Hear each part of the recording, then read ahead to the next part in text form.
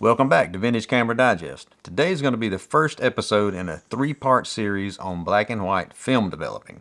If it's something you've been curious about but didn't know exactly where to start, well, stick around, because today I'll be covering what may be the biggest question you might have: what kind of film developing tank is best?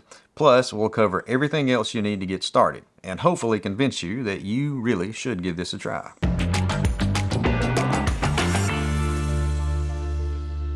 Before we get started, I'd like to direct your attention to today's photo on the wall, taken by Joe Farrace using a Mamiya C33 TLR with the 80mm 2.8 C-Core lens and Tri-X film. I love shots like this that have that slice of life vibe. It's sort of photojournalistic, and I just love the visual storytelling force it has. Really nice work. So thanks, Joe, for sharing that with all of us. Now, at some point or another, I think every film photographer entertains the thought of processing their own film.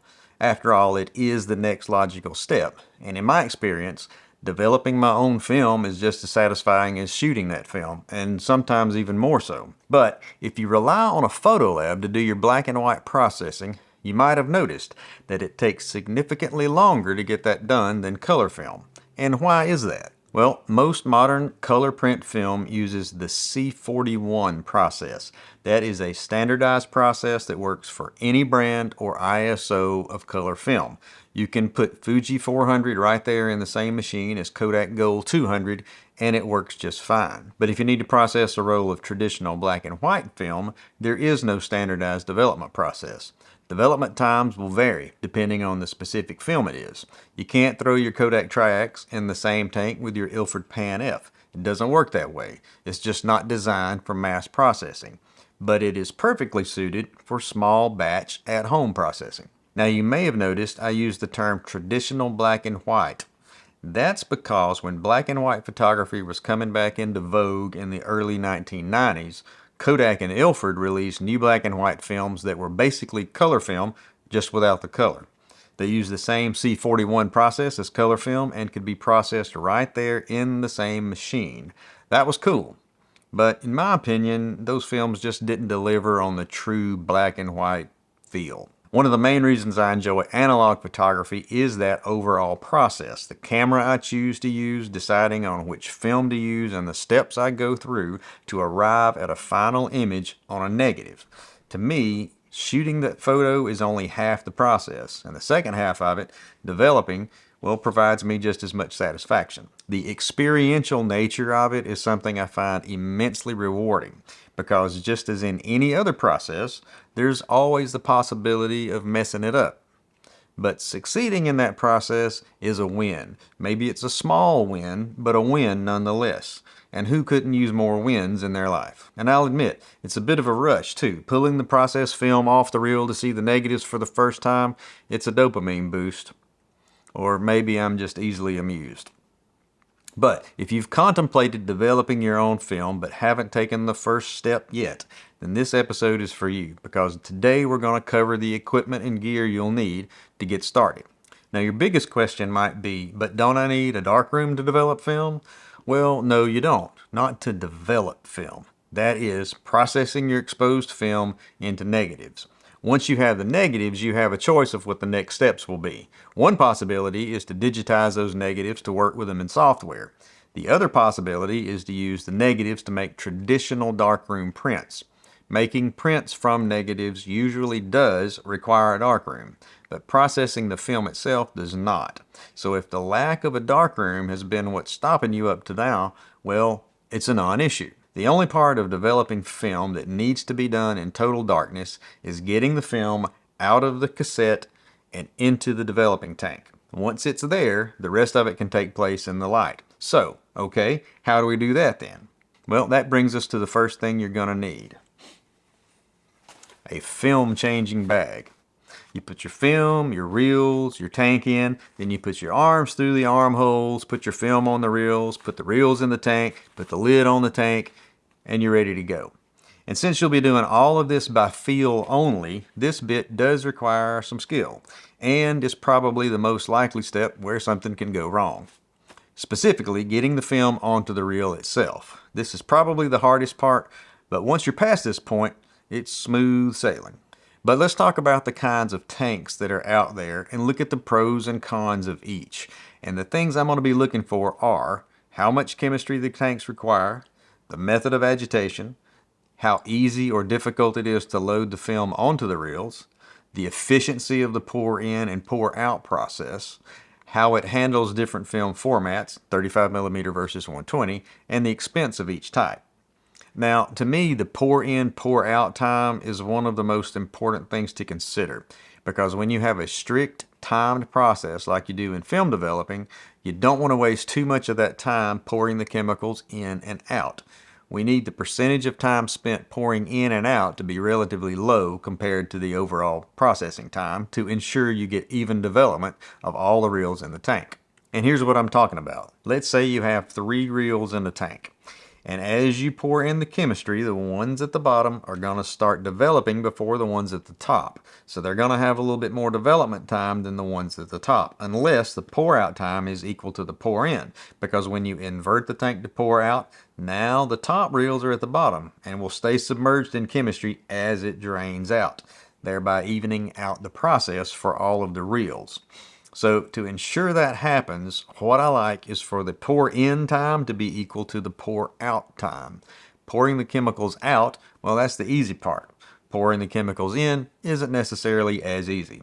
That's just going to depend on the tank design and how many reels the tank will hold.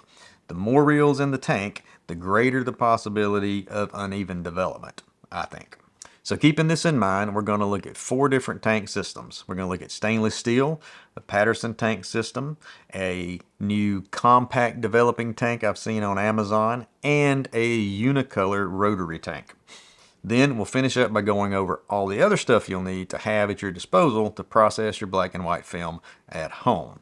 But before we get into the tanks, I want to bring your attention to a handy little tool that can make all of this a lot easier. The Film Leader Retriever.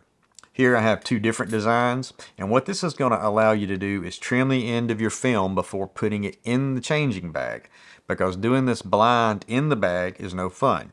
If you have a camera that lets you rewind the film into the cassette but leave the film leader out, I recommend using that. I think all of the Canon EOS cameras will let you do that through one of the custom functions, and if you're careful, you can do this on any manually rewind camera too. But at some point, you may be faced with an exposed roll of film with the leader wound all the way back into the cassette. So you'll have to enlist the help of one of these. These work in about the same way. You insert the tongue into the cassette and turn the spool while listening carefully for a click sound. That means that the film leader is in the right position to be caught by the tool. Then you're going to insert the second tongue into the cassette, turn the spool backwards just enough to create a little bit of slack, then quickly pull the tool out. If you're lucky, you'll be left with just a little bit of the film leader exposed. Then you can trim it for loading. So let's go through that with once. All right, so here's a roll of film. I'm going to rewind that leader all the way back inside. Oops, leader's all back inside. All right, so this one's made by Kaiser. All right. So I'm turning it until I hear the click.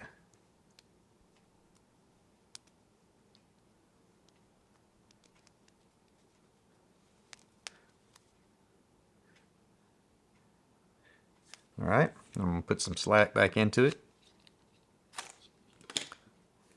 And there we go. This one works in pretty much the same way, and sometimes I have better success with it. Sometimes I have better success with this. So I have them both. I usually don't get lucky enough to get it right on the first try.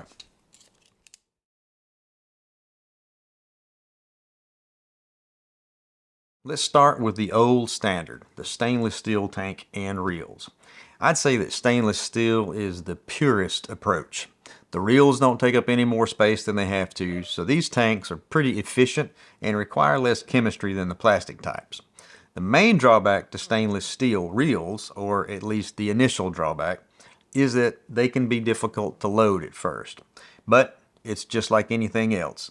If you're willing to practice, it won't take you any time at all to be a pro at it. So let's load one. So what I have found in all my years of doing this is to trim the end of your 35mm film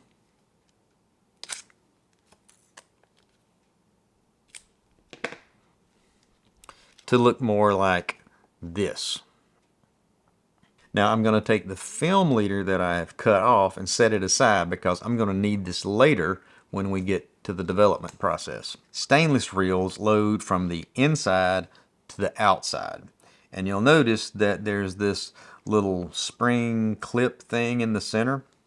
And like any normal person, you might assume that you'll need to slip the end of the film under that spring to hold it in place as you load the reel. And that may be exactly why it's there. But don't be tempted by that, because that's the most surefire way to make sure you'll never get the film loaded correctly. You'll end up pulling all your hair out and vowing never to try to develop your own film again. Your film needs to be completely straight when you load it on these stainless reels. So if you have it secured under that clip and it's not perfectly straight, which is really tough to do in complete darkness, it's not going to go well. So instead, we're going to do it a different way. And all of this, from this point on, when we're talking about putting film on a reel and in the tank, this is all happening in the changing bag. You're not going to do this in the light. So let's say I've got my film open in the changing bag, and I have my end of the film cut like that. So what we're going to do is we're going to slide the film underneath the clip, not into the clip, into the center. I'll try to get a close-up of this so you see what's going on. All right. Then I'm going to hold it in place with my finger just by applying a little bit of pressure. And then with my free hand, I'm going to bend it slightly. And then I'll start turning the reel and letting the film find its way into the spiral.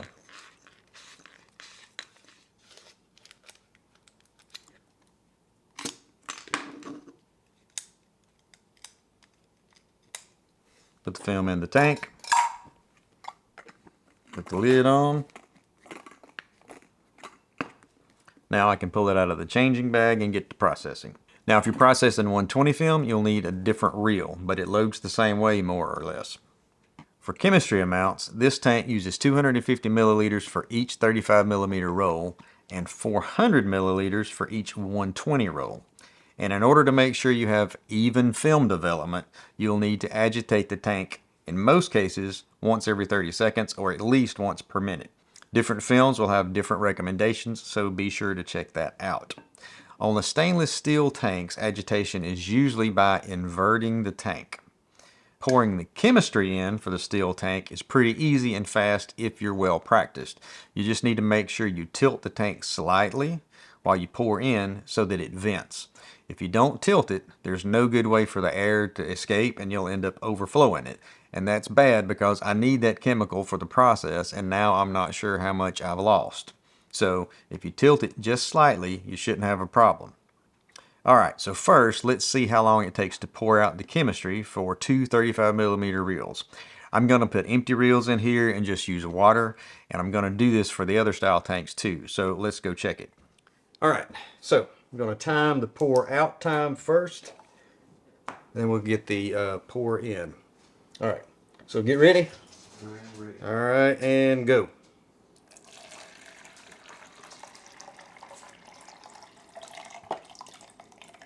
Stop.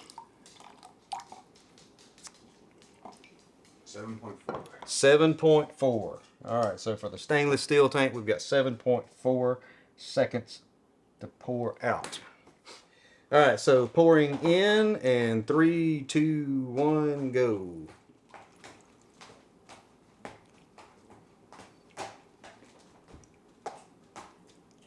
Stop. 8.2. 8.2.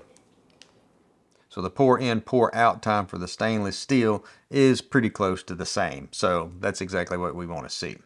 Now, if you want to buy one of these new, get ready for sticker shock, because a 2-reel tank will run you about $45 US, and each 35 millimeter reel will cost you about $60 US, and a 120 reel will cost you about $75 US. But those are new prices, and there's tons of this stuff on the used market that will be much easier on your wallet. You can pick up a used 35 millimeter reel for about 10 and a 120 size for around 15 or 20. That's a heck of a lot better than 75.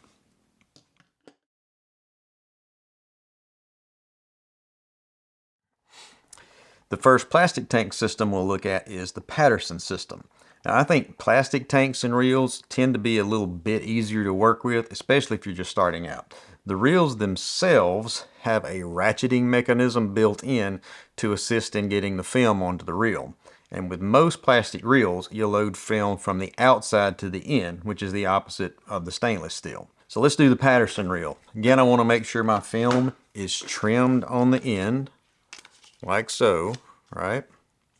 Then I'm going to find these little nubs on the inside of the reel. Then I'm going to insert the film right there and coax it past the ball bearings. At that point, all I'll have to do is ratchet, and the film loads itself. Next, I'm going to press the reel down on the center tube and put it in the tank, then secure the top. Now, one benefit of using the Patterson system is that you can use the same reels for each format, or at least 35mm, 120, and even 127 if you manage to find that. You can just twist these apart and resize them to fit what you need. The Patterson tanks and reels are a bit larger, so their chemistry requirements are going to be more. They need 290 milliliters for each 35mm roll and 500 milliliters for each 120 roll.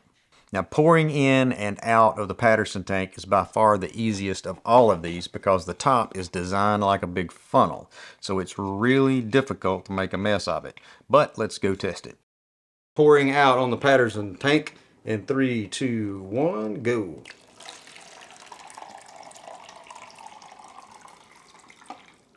Stop. 6.35. 6.35. That's the best yet of any of it. All right, pour in. In 3, 2, 1, go.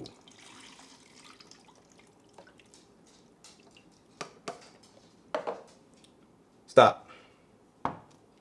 6.79. 679. All right.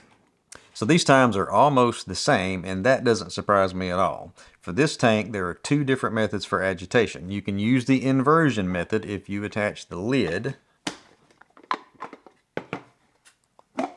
or you can use this little agitation stick, because when you insert it in the funnel, it engages with a cog on the internal tube, and you can just move it back and forth. Now, there are a lot of opinions out there which way is the best way. However, I've used both methods for many years, and if you agitate properly, meaning not too excessive or insufficiently, either way seems to work fine. If you do the inversion method, though, be prepared for a small amount of leakage. It's not a lot, but it is just a bit annoying if you're trying to keep a dry space. Another debate out there regarding the Patterson system is whether or not it sucks. Seems some users can find these reels difficult to load, especially with 120, and that over time the plastic is affected by the chemistry, so it just gets colored like that. Well, I've used this tank hundreds and hundreds of times over the last 35 years, and I've had no issues with it or the reels, even the ones that look like this. As a matter of fact, every roll I've ever processed of 120 film up until about 6 months ago was processed in this tank on these reels. Now, how much is this going to cost you? For a kit that will process up to 2 35mm rolls at a time, you can find for about $35 US. You'll also be able to process one 120 roll in the same tank, and you won't need a different reel to do that. You can also get these tanks in larger sizes, up to 5 35mm reels and 3 120 rolls. And you can buy the reels separately as you need for about $15 each.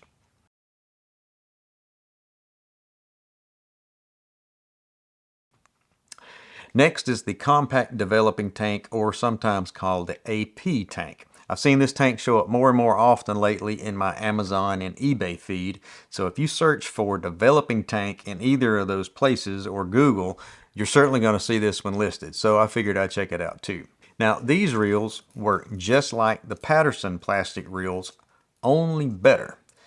They have the same self-loading ratcheting feature and are adjustable for 35 millimeter, 127, and 120. But they're really easy to load. So if you have trouble loading the Patterson reels, this might just be your answer. If you already have a Patterson tank but hate the reels, you're in luck because these reels fit and you can find them on Amazon for about $25 each. But let's look at how easy this is to load. I still have my film trimmed, like always, but you have these oversized film guides. So all I have to do is slide the film in, past the bearings, and that's it. Ratchet away.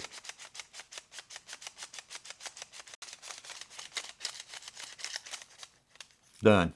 Brilliant. Just increasing the size of the film guides was a great solution. As for the different formats, like I just mentioned, you can twist these reels apart and resize them just like the Patterson reels.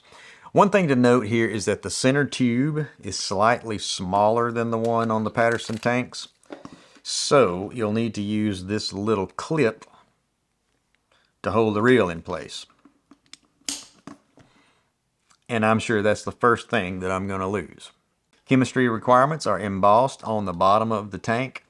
But even though the reels fit both tanks, this one and the Patterson, this tank requires a little more chemistry. Each 35 millimeter reel needs 375 milliliters, and each 120 reel needs 590. Now the pour in, pour out process with this tank is almost as easy as the Patterson tank. It's pretty fast, but let's go test it. All right, so now measuring the pour out time of the compact development tank, and 3, 2, 1, go.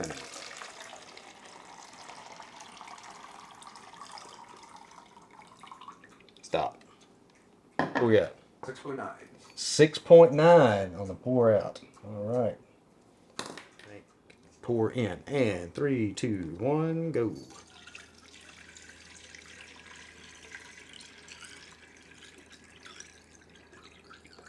Stop. 7.97. 7.97. All right, so that's much better. So the pour in time is about a second slower than the pour out. That might be because I'm unfamiliar with this tank, but in any case, 1 second doesn't seem much of an issue. The agitation for this tank is also by the little swizzle stick that's included. That's the recommended method for this tank. The instructions specifically say that.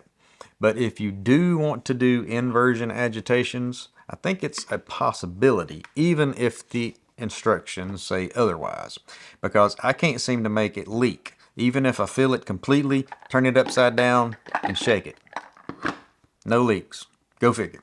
You can get one of these from Amazon for about $35, and that includes 2 adjustable reels.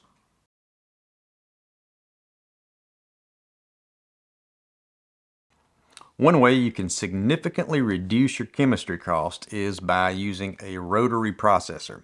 Now, rotary processing is usually with a special plastic tank meant to be laid on its side, placed on a motorized base that will provide continuous agitation.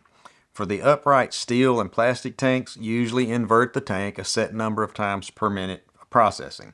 But the rotary type is continuous, and this design requires much less chemistry because the entire reel doesn't need to be completely submerged 100% of the time. And here's how that works. Basically, you only need enough chemistry to cover half of the reel when the tank is on its side.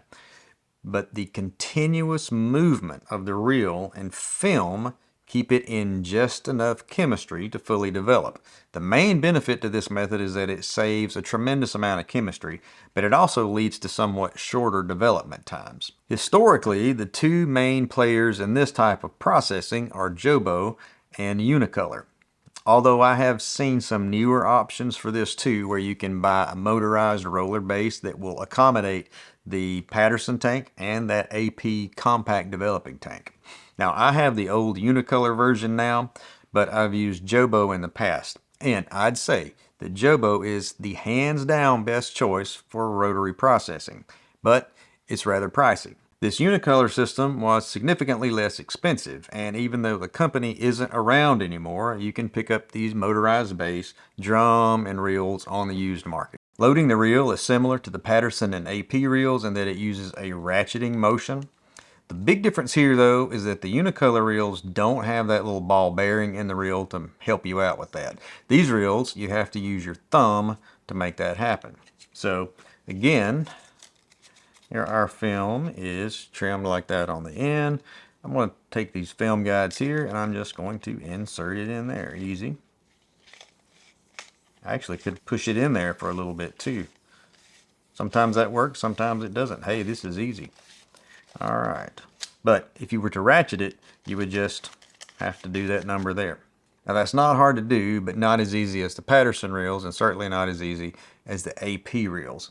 If you want to process 120 film, these reels don't adjust, so you'll need a dedicated 120 reel for that. With the unicolor film drum, as it's called, you can adjust the internal space to accommodate a variety of film sizes and number of reels. It'll process up to 6 rolls of 35mm film or 4 rolls of 120 at a time, and you can mix those up too.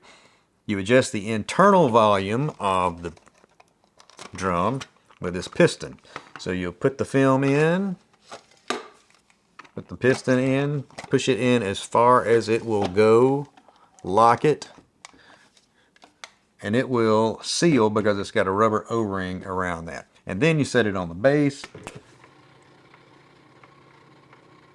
turn it on and let it do its thing. Now, figuring out the chemistry amounts for this system isn't as straightforward as the others, so I always have to refer to the instruction sheet. For example, one 35mm reel needs 150 milliliters of chemistry, but each additional reel of 35mm you add after the first one only needs 90.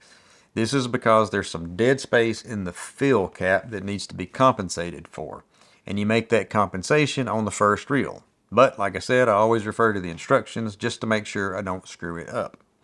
As for the pour in, pour out process, that to me is this system's biggest issue. In order to not spill out any of the chemistry, you have to pour relatively slow. But let's test this and see just how much of an issue it is. Measuring the unicolor drum, pour out time is 3, 2, 1, go.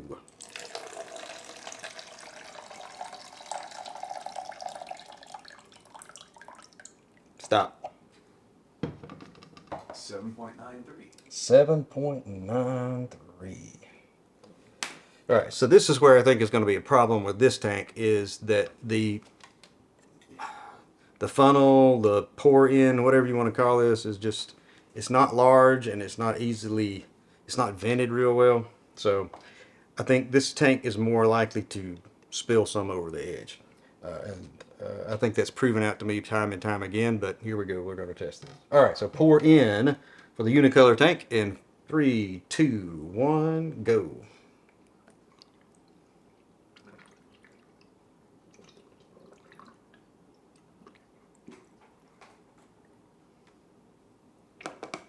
Stop. That one was 11.7. 11.7 seconds. Yeah. Definitely harder to pour in than pour out. It's such a small space, and if you don't tilt it just right, it's going to block up and it's going to spill out over the top. And you don't want to do that with just chemicals. So yeah, pour in time is a good 3 seconds longer than the pour out time when processing 2 rolls of 35mm. And I suspect that if we were to actually process the maximum 6 rolls, the discrepancy would just keep getting bigger and bigger. But once you've poured in the chemistry, you place it on the motor base and let it do its thing. It is cool.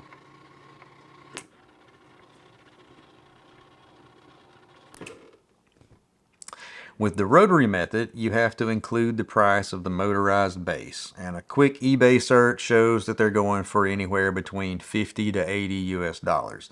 Then the drum itself is going to be around $50, and then the reels can be anywhere from 8 to 20 depending on what format. What I have found in use with the unicolor system is that even though it does save about 50% on chemistry, it's a total pain, and that's mainly because of the design of the fill cap and the pour in, pour out. Another claimed benefit to this system is that you can process a lot of film at one time. But if I fill this thing up with 6 rolls of 35 millimeter and then have to be extra slow and careful with the pour in, by the time I've got all the chemistry in, the reel on the bottom's been sitting completely submerged and unagitated for a good bit already, and the one at the top hasn't been at all. So it's much more likely to get uneven development the more reels you process at the same time. And I guess that can be said for any of these systems. The bigger the tank, the more likely you are to run into this issue.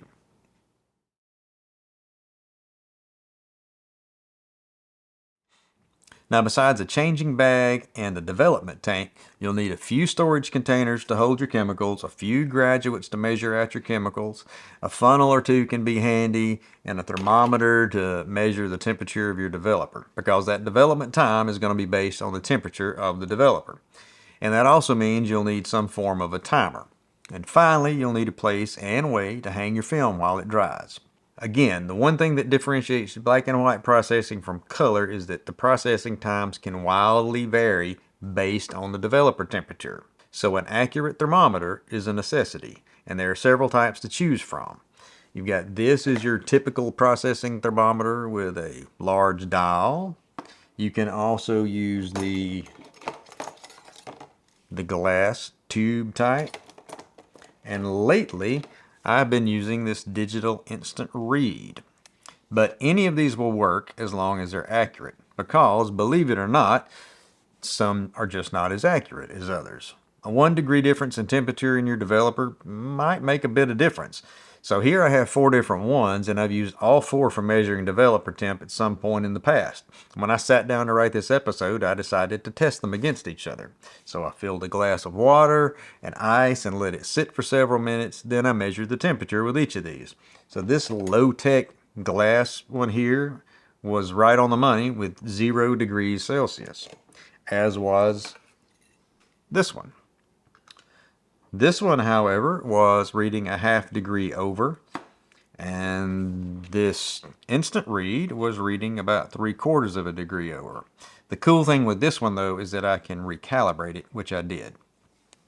As for the measuring containers and graduates, I like to have a separate one for each type of processing chemical that I have. I have one that's always used for measuring out the developer, as well as one specifically for the stop bath, one specifically for the fixer. Keeping them separated will reduce the possibility of cross-contamination, and that's kind of important. Next, you'll need some method of timing your process. I used to use one of these, the Graylab Darkroom Timer. But I eventually accepted that we do actually live in the 21st century and got an app created specifically for developing film.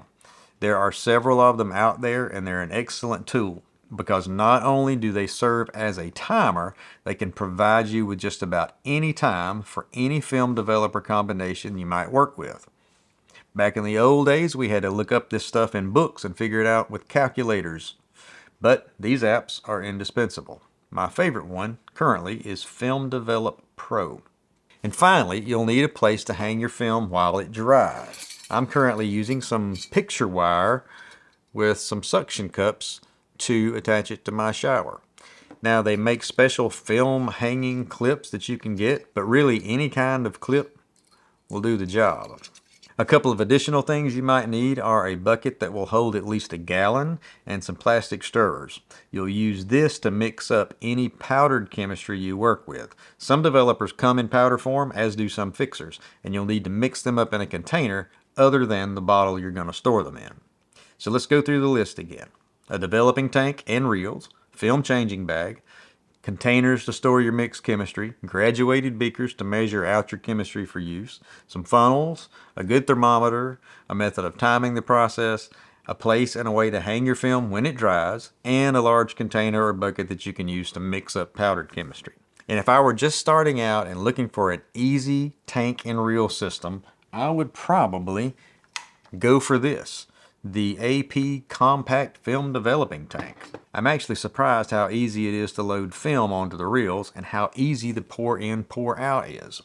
So for the next episode where we'll actually develop a roll of film, I'm going to use this and give it a proper test. The good thing about all of this stuff is that it's mostly a one-time purchase. It will last you forever, or at least a few decades. All of this gear, except the new tank and a couple of these thermometers, dates back to the 1980s.